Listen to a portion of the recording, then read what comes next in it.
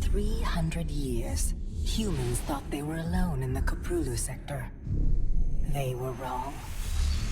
The Zerg emerged, seeking to consume all in their path, and before long, the Protoss, a highly advanced alien race, began wiping out infested worlds, burning Zerg and Terran alike. A three-way war, unlike anything humanity had ever faced, erupted almost overnight. All the while, a human civil war raged. Marshal Jim Raynor vowed to oppose the corrupt dictator Arcturus Minsk for the betrayal of the woman he loved, Sarah Kerrigan. Boys, how about that evac? Damn you, Arcturus. Don't do this. It's done. Helmsman, signal the fleet and take us out of orbit. Now. Kerrigan, a loyal operative, was left to die at the hands of the Zerg. But the Zerg had other plans. They transformed her and unleashed her psionic power upon the Koprulu sector, searching for their real objective, the Protoss homeworld of Aiur. The Protoss were unaware of this danger and slow to respond. Their rulers, the Conclave, had dispatched Executor Artanis to hunt for Tassadar, a commander who had refused to wipe out infested Terran worlds. They crossed paths with a Dark Templar mystic, whose kind was considered heretics by the Conclave. Through great effort, Zeratul convinced Tassadar and Artanis that he was not their enemy. Together they rallied more Protoss from both factions against the Zerg.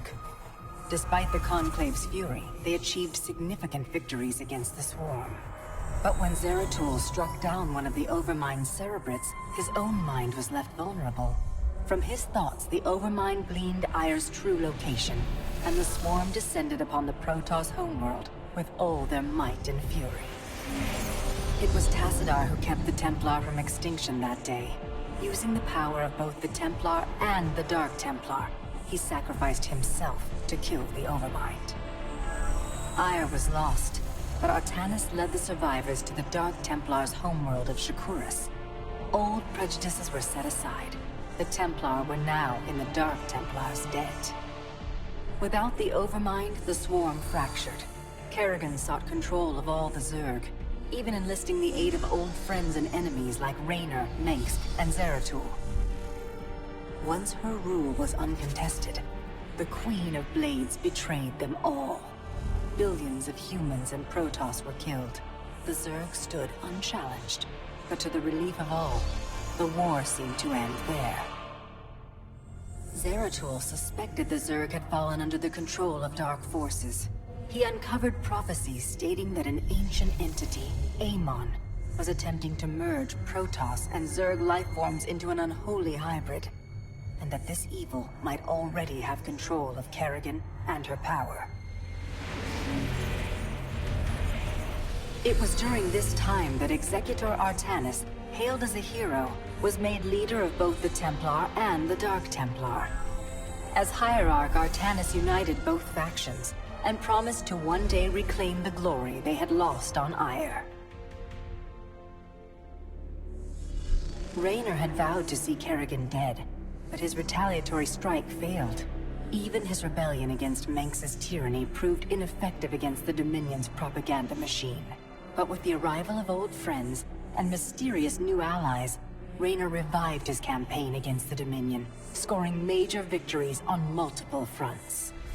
But Zeratul warned him about the encroaching darkness, and said the key to stopping Amon was the Queen of Blades. She was needed alive. In a daring raid on the Zerg homeworld of Char, armies from the Dominion and Raynor, with help from Arcturus' son Valerian, used an ancient Xel'Naga artifact to neutralize Kerrigan's power and free her from Amon's grasp. The Queen of Blades was helpless. The Dominion wanted her dead. Raynor couldn't allow it.